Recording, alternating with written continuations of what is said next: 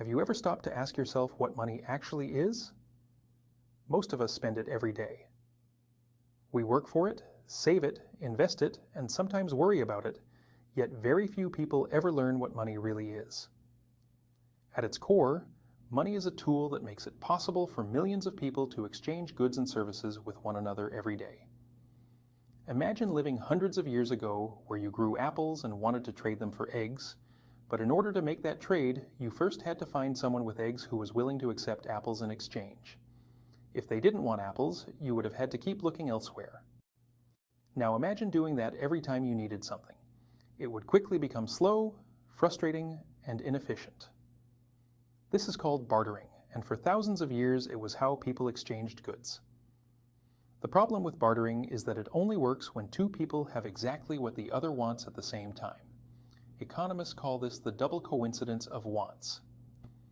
As villages became towns and towns became cities, bartering became slower and more difficult.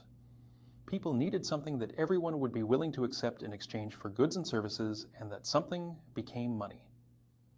Throughout history, many different things have been used as money, such as shells, beads, salt, livestock, silver, gold, and many other items.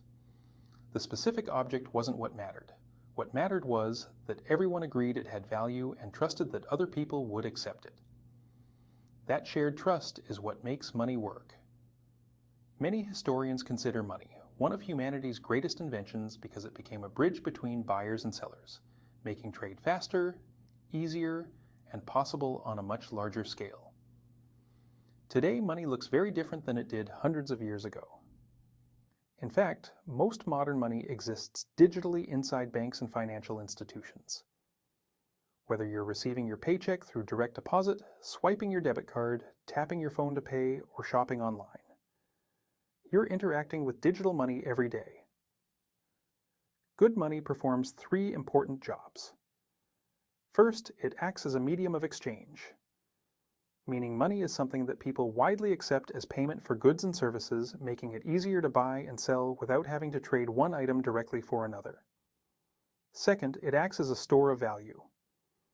This means money can be saved and used in the future, allowing people to preserve their purchasing power over time.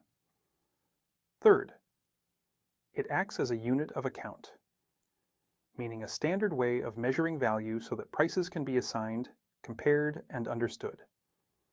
Without money, running a modern economy would be incredibly difficult. Every grocery store, business, paycheck, online purchase, and investment depends on it. So, what is money? Money is a trusted tool that allows people to store, measure, and exchange value with one another efficiently. But understanding what money is only the beginning.